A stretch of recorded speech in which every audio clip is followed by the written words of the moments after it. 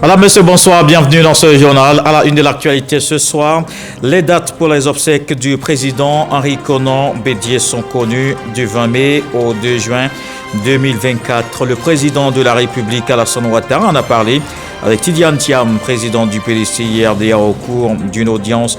Ils ont aussi évoqué les questions liées à la bonne marche du pays.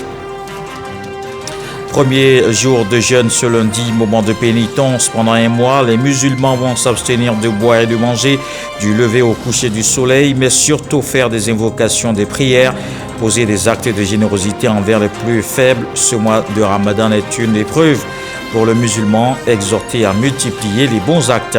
Le secteur privé est appelé à tirer le maximum de profit de la zone de libre-échange continentale, un vaste marché africain avec de nombreuses opportunités d'affaires.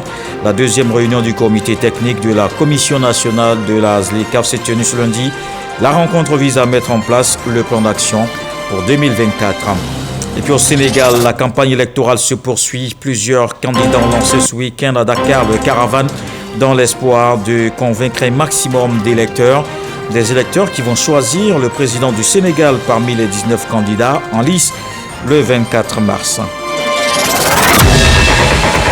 Nouvellement élu à la tête du PDCI-RDA, Tidiane Thiam, reçu ce lundi par le président Alassane Ouattara. Au centre de cette rencontre, les obsèques de l'ex-président du PDCI-RDA, Henri Konan Bédié, qui débute le 20 mai. Les deux personnalités ont aussi parlé de la vie politique nationale. Mahama Traoré. C'est l'image du jour. Cette poignée de main entre le président Alassane Ouattara et Cheikh Tidiane Thiam, nouvellement élu à la tête du PDCI-RDA.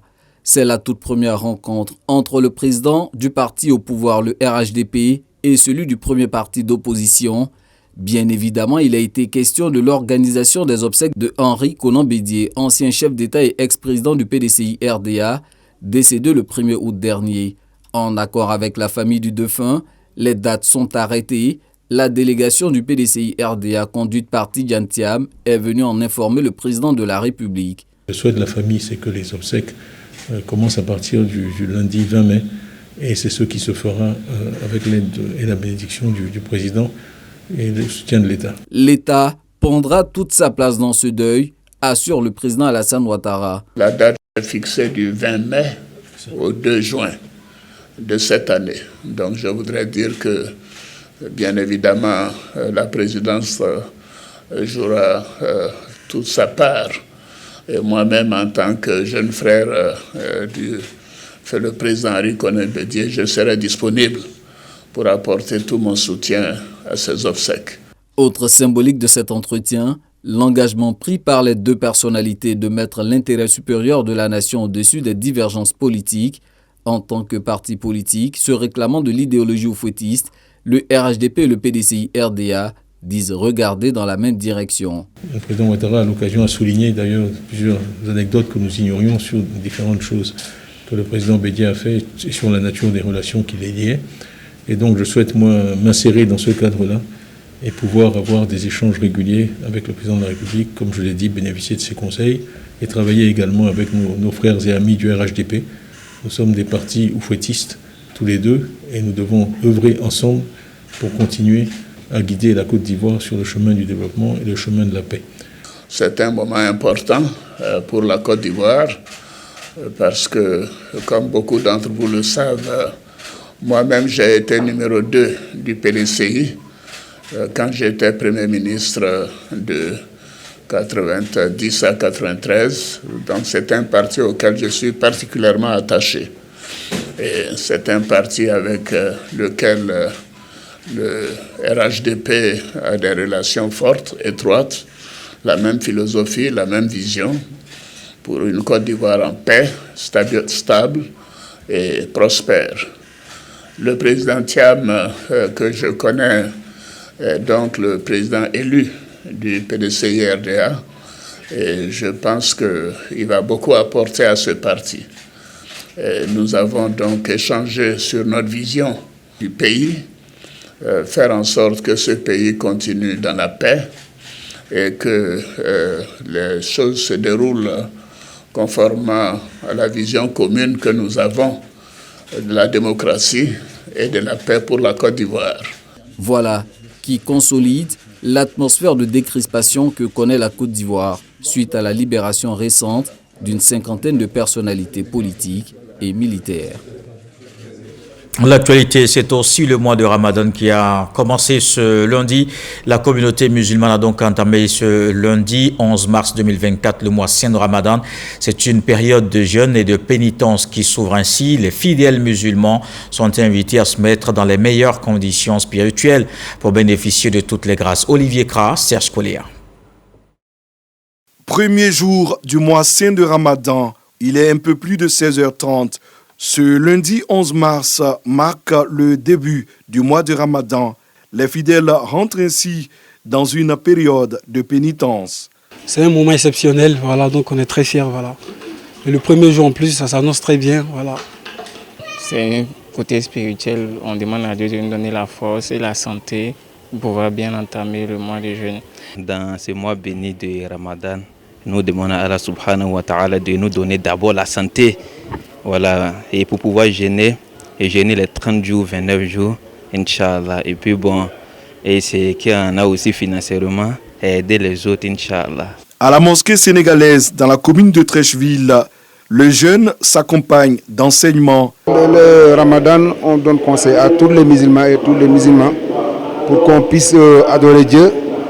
On fait la lecture de coranique beaucoup, et puis on reste dans la mosquée ou bien on reste dans les activités, mais il ne faut pas on va faire quelque chose qui n'est pas dans l'islam. Jeûner est un acte de foi et de piété. Il recommande certaines dispositions afin de pouvoir bénéficier des mérites de ce mois. Le jeûneur doit formuler l'intention. Et l'intention fait partie, n'est-ce pas, de l'adoration. Et cette intention se fait le premier jour du mois du Ramadan. Entrez dans le mois du Ramadan en pardonnant à ceux qui vous ont offensé. Allah dit qu'il est auprès du jeûneur pendant tout son jeûne. Mois de privation et de pénitence, le Ramadan dure entre 29 et 30 jours. Quatrième pilier de l'islam, il est considéré par les fidèles comme une étape importante de la vie musulmane. Et vous le savez certainement, la solidarité est recommandée en ce mois béni de Ramadan. La présidente du Sénat, Mère d'Abobo, a offert 52 tonnes de vivres aux musulmans. Les dons ont été réceptionnés par les guides religieux de la commune Kanibia-Layous, Jean-Marc Djadji. En prélude au carême musulman, la mairie d'Abobo a pour une énième fois offert des vivres à la communauté musulmane. Les guides religieux et chefs de communauté se voient remettre l'équivalent de 52 tonnes de vivres. La maire d'Abobo et présidente du Sénat a tenu à exprimer sa solidarité envers toute la communauté musulmane.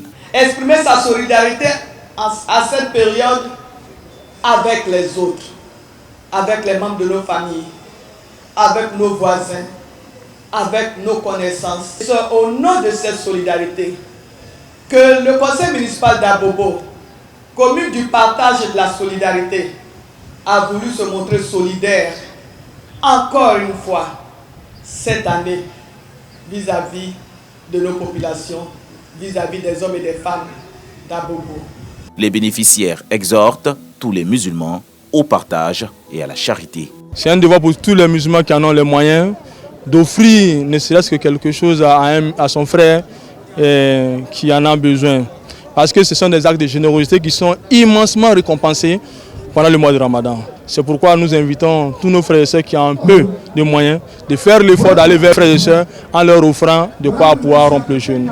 Avec Kandia Camara, aucune couche sociale ne sera négligée en cette période de pénitence à venir. Je tiens à remercier vraiment la municipalité d'Abobo pour vraiment cette initiative qui a pensé vraiment à aider la population en ce début de mois de Ramadan. C'est un geste de générosité et de solidarité que la mairie d'Abobo entend promouvoir chez les autres confessions religieuses. Et justement, un mois de Ramadan, mais aussi de carême chrétien, le ministre du Commerce veille au respect des prix sur le marché et dans les grandes surfaces. Souleymane Diarra Souba était en visite pour voir le niveau d'approvisionnement des denrées alimentaires. Il s'est aussi rendu à l'abattoir. Juliette Ouéa. Riz, lait, Huile, tomates, pâtes alimentaires, viande et poissons, des denrées prisées en cette période de Ramadan et de Carême chrétien 2024. Pour vérifier les prix et le niveau d'approvisionnement en vivres, le docteur Souleymane Diarra-Souba, ministre du Commerce et de l'Industrie, visite des espaces commerciaux dans la commune de Cocody, des entreprises de poissonnerie à Trècheville, zone portuaire, l'abattoir et le marché de Port-Bouët. Le ministre du Commerce et de l'Industrie contrôle les prix, vérifie les stocks et échange avec les commerçants et gérants. La population n'aura aucun souci au niveau du poisson congelé. Le marché est assez approvisionné et chez nous et chez les autres importateurs. On avait prévu cette période qu'on avait anticipée, non seulement par rapport à la Coupe d'Afrique, mais en plus de ça, par rapport à la période du Ramadan. Je ne suis pas vraiment satisfait. Nous avons pu noter tous ensemble, en fait, la disponibilité en abondance de produits de grande consommation. Que ce soit des produits vivriers, et également les produits manufacturés. L'approvisionnement en bétail sur l'année 2024 est en augmentation de 15% par rapport à l'année 2023. Donc tout ceci pour dire aux populations qu'elles n'ont pas de soucis à se faire pour la disponibilité de la viande de bœuf et de la viande de mouton.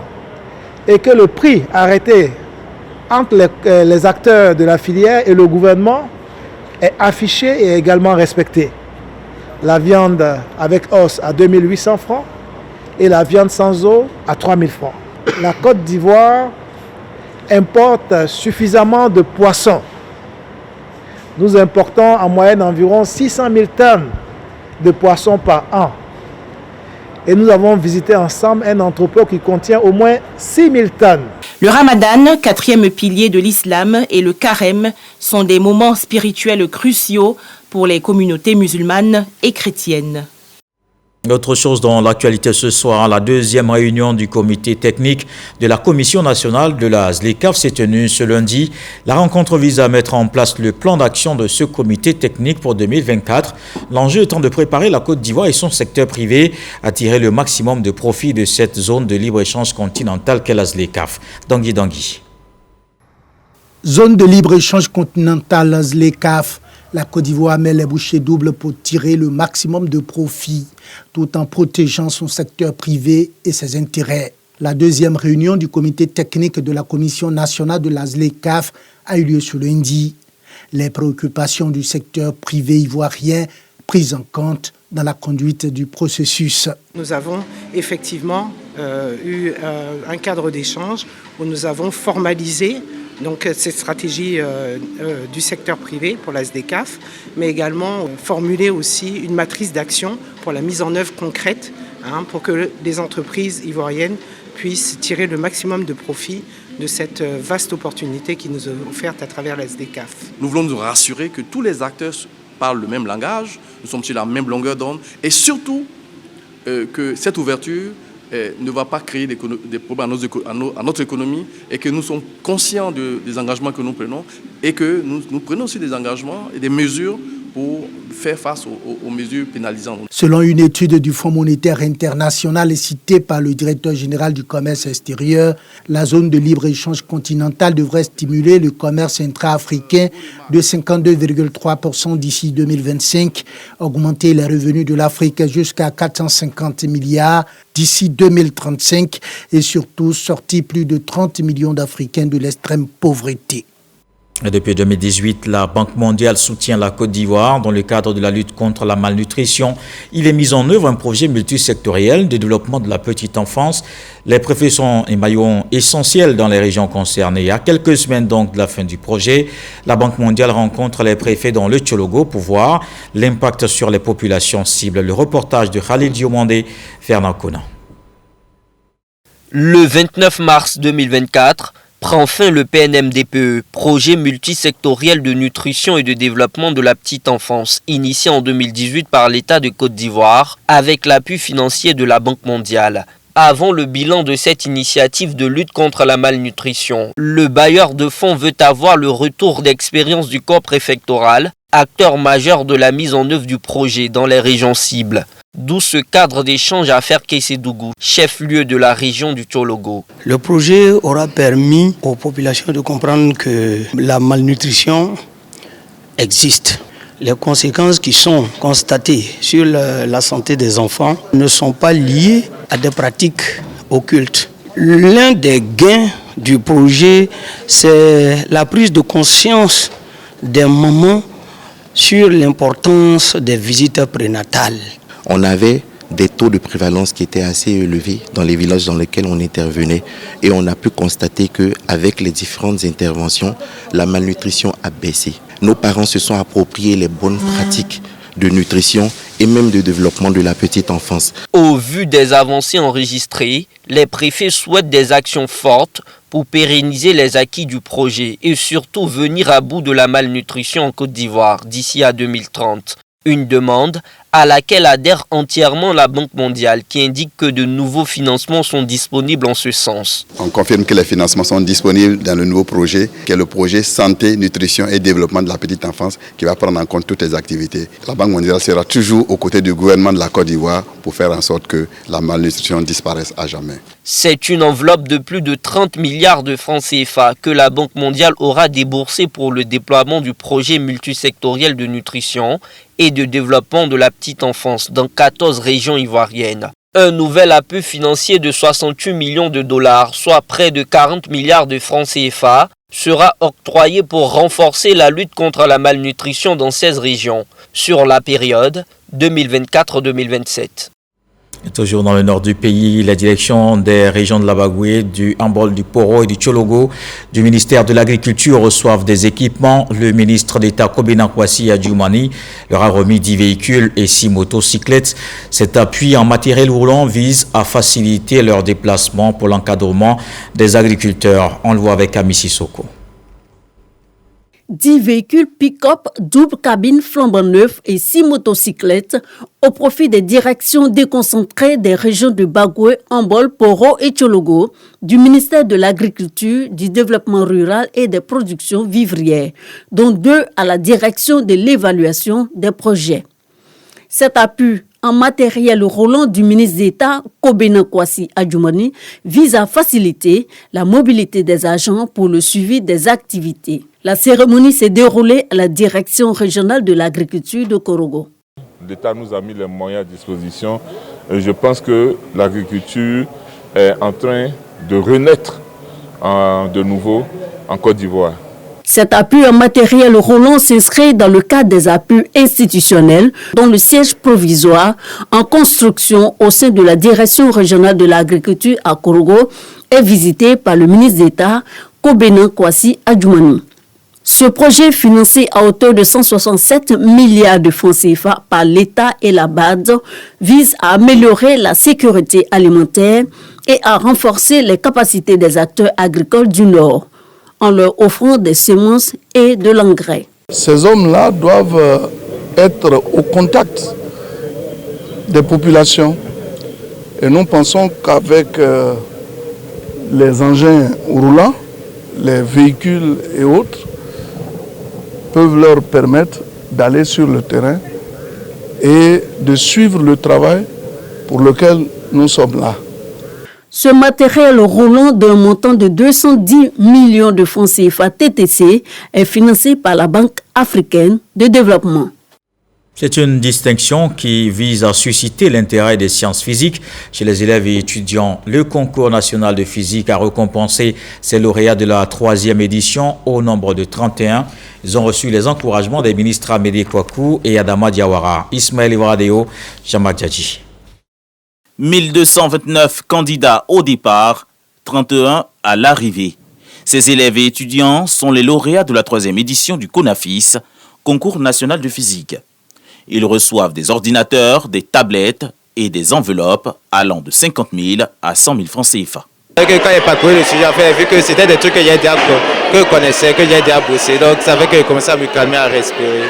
Et j'ai pu continuer à faire mon épreuve tranquillement. J'ai décidé de me donner en cette matière. Elle n'a rien de compliqué, elle n'a rien de difficile. Donc je voudrais encourager tous mes amis, précisément les filles, à se donner à cette science. Parrain de cette édition, Le ministre Amédée Kouakou cite le pont Alassane Ouattara pour témoigner de l'importance de la physique à ses fileuls.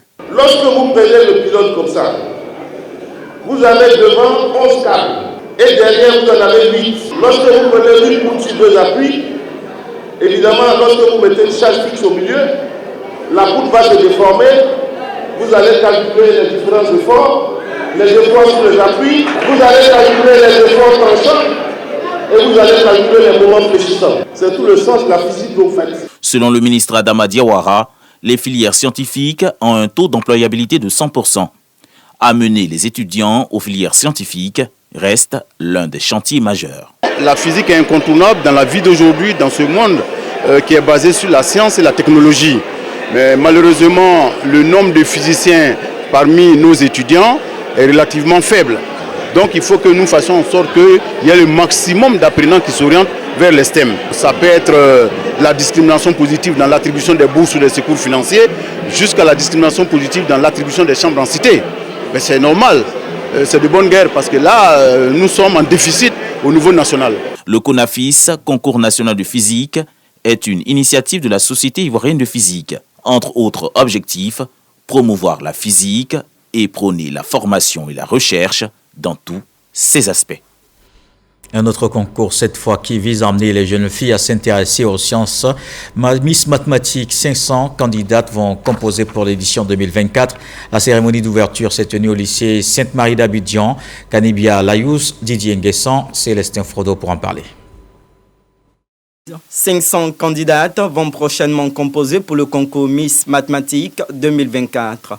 C'est le lycée Sainte-Marie de Cocody qui accueillera cette année la session. Ce concours a pour but d'amener les jeunes filles à s'orienter vers les filières scientifiques. Ce genre de compétitions, ce genre d'activités sont bien les bienvenues. Et donc, il faut vraiment encourager nos enfants à vraiment embrasser des carrières scientifiques.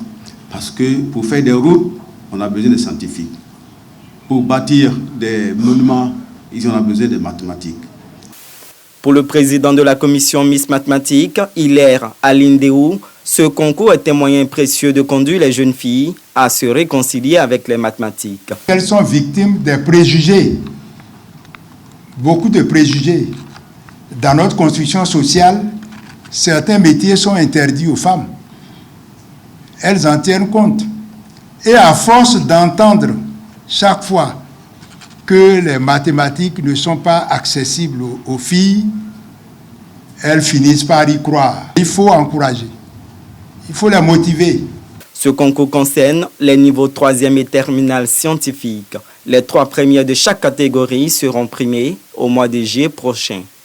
Le 8 mars a été célébré par les femmes membres du réseau de réflexion et d'action pour le Grand Centre. Un fonds doté de 50 millions de francs CFA a été mis en place pour leur autonomisation. Didier Nguessan. Le réseau de réflexion et d'action pour le Grand Centre, REAC, célèbre les femmes membres. De nombreux acquis sont à l'actif du réseau. Nous avons tenu un atelier le 2 mars dernier qui a permis d'aboutir à la mise en place d'un fonds d'appui à la réduction de la pauvreté d'un capital de 50 millions de francs CFA. Nous avançons, nous croyons dans la Côte d'Ivoire solidaire et nous travaillons ainsi au profit de nos parents. Le ministre gouverneur du district autonome de Yamoussoukro, Augustin Thiam, et le ministre Touré Mamadou ont apporté leur soutien aux femmes du REAC avec respectivement 10 millions et 5 millions de francs CFA pour le fonds. À New York, la 68e session de la Commission de la condition de la femme des Nations Unies s'est ouverte ce lundi au siège de l'ONU. C'est un rendez-vous mondial qui mobilise les décideurs autour des questions essentielles pour la promotion des droits de la femme et de la fille. Durant 2 semaines, des questions comme l'accès au financement, la représentativité des femmes dans les instances de décision, la lutte contre les violences seront sur la table. La journée du 9 mars est marquée du sceau de la solidarité et de la fraternité à Yopougon. Le maire et son conseil viennent en aide aux populations impactées par les récentes opérations d'assainissement. Adama Bictogo se tient à leur disposition pour les soulager. Fred Oulaï, Didier Nguessan. Adama Bictogo au contact des populations de GESCO. Le premier magistrat de la commune de Yopougon apporte son soutien à 1200 familles concernées par l'opération d'assainissement. Les autorités municipales annoncent des actions, notamment un projet de relogement, de quoi soulager ces familles. Merci pour tous ces dons que vous faites aujourd'hui aux femmes de GESCO. Merci pour tout soutien que vous nous portez. Mais je vais dire, nous avons besoin de retrouver nos dignités en tant que mères. Nous avons besoin de maisons pour vivre avec nos enfants. Parce qu'à ce moment, nous sommes séparés de nos enfants. Ma très chère sœur aimée, vous allez retrouver votre dignité humaine. Il y a ce que le gouvernement va faire, mais il y a ce que la mairie doit faire. Ce n'est qu'une preuve. Et nous allons la surmonter. Tous ceux qui ont perdu leur maison retrouveront leur maison. Ma force à moi, c'est d'avoir un père aussi qui est le président de la République. Le maire de Yopougon se prononce également sur la mise en place d'un instrument d'aide financière en faveur des femmes et des jeunes. Rassurez-vous, ce que nous on va faire, c'est de petits gestes. Ceux qui ont perdu leur commerce, on va donner 200 000 francs CFA à chaque femme pour faire son commerce. Au cours de cette journée dédiée à la solidarité et à la fraternité en faveur des personnes impactées par l'opération d'assainissement à GESCO, 20 familles ont bénéficié d'un chèque de 200 000 francs CFA, un montant pour leur permettre de mener des activités génératrices de revenus. Dans l'actualité politique, le nouveau président de l'Union des jeunes du RHDP se prépare à investir le terrain. Koné Mamadou et son équipe veulent enrôler 1 million de nouveaux majeurs sur la liste électorale. Pour relever ce défi, la jeunesse du parti a le soutien des cadres. La direction du RHDP offre un véhicule pour réussir la mission. Moussa Konaté Ngata Kwame. 1 million de jeunes à faire enrôler sur la liste électorale. C'est le challenge que s'est fixé le nouveau président des jeunes du RHDP. Élu en décembre dernier, Mamadou Koné et son équipe entendent relever ce défi de la mobilisation des nouveaux majeurs. Nous avons un challenge qui est d'enrôler le maximum de nouveaux majeurs et nous avons fixé un objectif qui est d'abord d'1 million de jeunes sur la liste électorale pour garantir la victoire du RHDP dès le premier tour aux élections de 2025. Pour réussir cette mission qu'il s'est assignée, le président de l'UJRHDP bénéficie du soutien des cadres du parti. Le président nous a dit qu'il va commencer cette tournée à l'intérieur du pays dès ce week-end. Nous avons estimé qu'il était important donc, de l'accompagner, lui et son bureau, donc, dans cet élan-là. À côté de ce que la direction du parti fera pour cette structure, nous serons aussi à vos côtés chaque fois que besoin se fera pour voir quelle contribution nous pourrons apporter pour l'atteinte des objectifs. Les jeunes constituent la sève vivifiante de notre parti. C'est parce que c'est eux qui sont au four et au moulin, c'est eux qui sont partout, c'est eux qui sont sur tous les fronts. Et quand ils ne sont pas outillés, quand ils ne sont pas mis dans les conditions qu'il ne faut pas s'attendre à eux qu'ils fassent des miracles. Donc je voudrais vraiment vous dire de faire en sorte que le président Koné Mamadou et son bureau puissent atteindre l'objectif qu'ils viennent de se fixer, à savoir enrôler 1 million de nouveaux majeurs. Pour matérialiser leur soutien aux actions des jeunes du parti, un véhicule est offert au président de la jeunesse du RHDP. Et en sport, 2 premières médailles pour les éléphants au niveau de la lutte féminine à Accra au Ghana. Amy Youin et Céline Bakayoko ont remporté les médailles d'argent. C'était lors des finales de la lutte féminine à la 2e journée des Jeux africains au Ghana. Walter Amadou Ouattara nous en parle. 13e Jeux africains à Accra, au Ghana. Au chapitre de la lutte féminine, 3 athlètes défendent les couleurs ivoiriennes. Amy Youin, dans la catégorie des 76 kg, José Céline Nogona Bakayoko, dans les 53 kg, et Caroline Yapinde, inscrite dans la catégorie des 50 kg.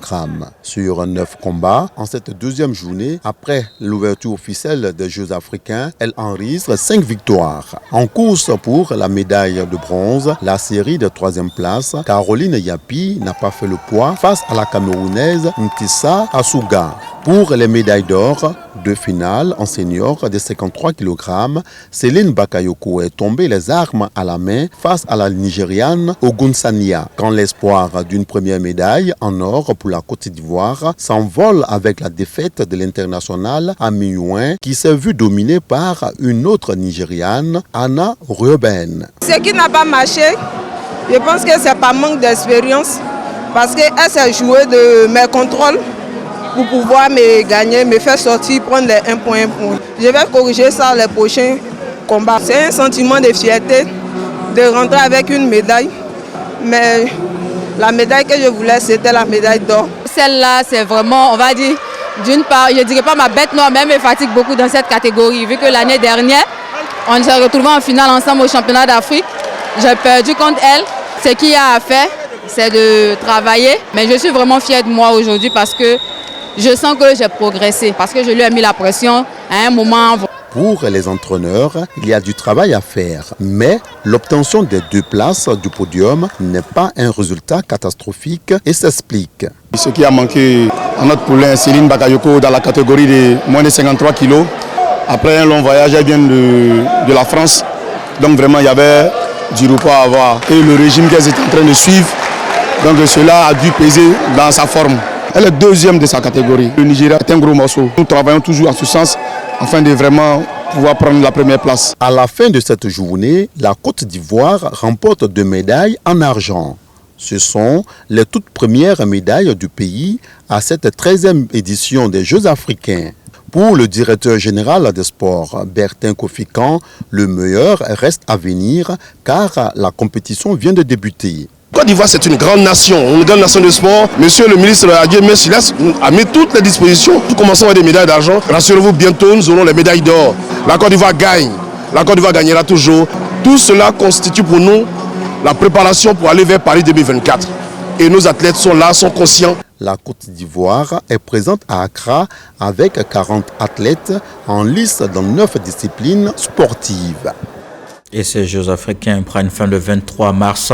Voici maintenant un plat incontournable dans la gastronomie ivoirienne, le placali. Fait à base de peau de manioc, a réussi à s'imposer. Son heure de gloire, c'est entre 3h et 8h du matin. Aujourd'hui, on trouve de plus en plus des espaces spécialisés dans la vente de ce mets.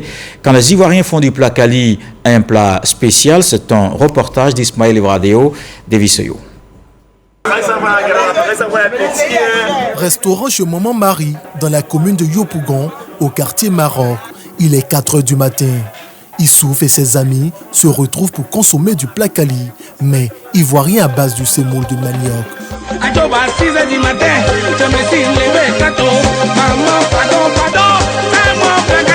Ici, le placali est très prisé par les consommateurs après une virée nocturne. À 4h, 5h, il y a du monde ici. Dans la journée, c'est pas trop ça. Quand les gens s'envoient dans les bars, tout, n'importe quel ils viennent manger. Ça enlève le placali est bien doux en fait. Il faut avoir l'amour du placali pour en consommer à cette heure-ci. D'un espace à un autre, le menu reste identique. Carole, commerçante, est à la tâche. Je connais mon achat, non? Il y a un placali 2000. C'est triple, c'est blanc, c'est clos. Il y a beaucoup de choses. On ne peut pas s'en passer au fait. La raison pour laquelle il nous dit à chaque fois que quand je viens, il faudrait qu'elle harmonise les trucs. 2h, 3h ici, là. Les gens quittent un peu partout.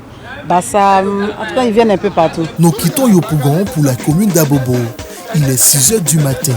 Au quartier d'Okui, Cynthia mène l'activité de vente de placali depuis 3 ans. Le commerce, il est bon. Je m'en sors bien avec les enfants. Ce qui m'arrange, comme les élèves sont là, et ils mangent souvent d'autres à partir de 7h, mais à partir de 10h, ils sont nombreux. De plus en plus consommé, le placali fait innover les restauratrices. Chacune rivalise d'ingéniosité pour satisfaire sa clientèle. C'est le cas ici, à Cocody, où un call center est consacré aux commandes. 3 bouts de placali, beau, crabe, poisson, tripe, escargot et pain. En moyenne par jour, je peux dire on reçoit entre 500 et 700 appels par jour. 700 commandes en moyenne par jour, des chiffres qui démontrent l'intérêt porté à ce mets. Dans certains espaces, on assiste presque à des bousculades pour se faire servir. Une fois servi, une manière bien particulière de consommer le placali est observée. La sauce est un peu gluante, il faut qu'on essaie de raccourcir la sauce pour ne pas se tacher en fait. Donc quand tu as bien fait comme ça,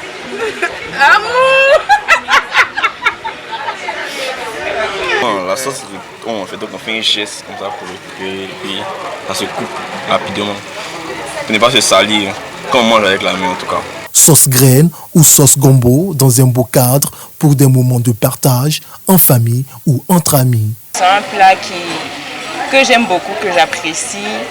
Donc, pourquoi ne pas venir manger dehors et faire du placali en rendez-vous des week-ends, voilà. Un bon placali pour moi, c'est avec tous les accompagnements. Crème, pâte de bœuf, plot, escargot. On s'est rendu compte que des personnes en fait voudraient prendre leur plat de placali dans un cadre quand même qui répond aux normes hygiéniques. Donc on s'est dit pourquoi ne pas valoriser ce plat tant aimé par les Ivoiriens. Pour promouvoir le repas typiquement ivoirien, un festival a été initié à Yopougon. Il met en valeur le placali et le kabato. On a nos mamans qui font du bon placali et du kabato. Donc nous avons choisi ce concept pour pouvoir réunir cette jeunesse. Une gamme variée de plats pour les consommateurs, parmi lesquels figurent des artistes et des autorités municipales. Au niveau de Yopougon, je sais que la jeunesse adore beaucoup le placali. Mais au niveau des Sénégalais, ils aiment ce qu'on appelle le kabato. Moi, je suis plutôt partagé entre les deux plats. Moi, je préfère des sauces graines, crabe, escargot, polo, poisson, surtout les triples. Aïe aïe. Je suis là ce soir pour manger le placali.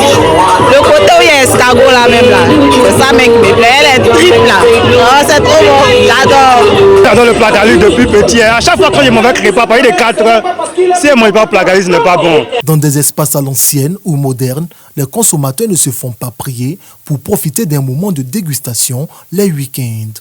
De Cocody à Yopougon, en passant par Abobo, le placali fait recette. Une gastronomie à l'ivoirienne qui fait partie des habitudes de consommation. Combien de dessin? Au lieu de pas moyen.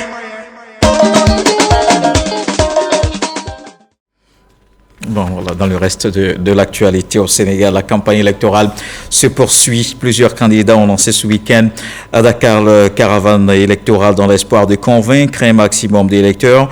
Mais le grand absent reste pour l'heure le candidat du parti dissous PASTEF, Bassirou Diomaye Faye, étant toujours en détention préventive. Le Conseil national de régulation de l'audiovisuel n'autorise personne d'autre à apparaître sur ces vidéos de campagne à la télévision nationale. Une autre tension, le Parti démocratique sénégalais du candidat recalé Karim Wade dépose un recours devant la Cour suprême pour violation de la loi électorale. Le PDS veut remettre en cause le processus électoral. Rappelons que c'est le 24 mars, la présidentielle. Voilà qui met terme à ce journal. Merci de l'avoir suivi. Au retour de l'actualité 23h ce soir.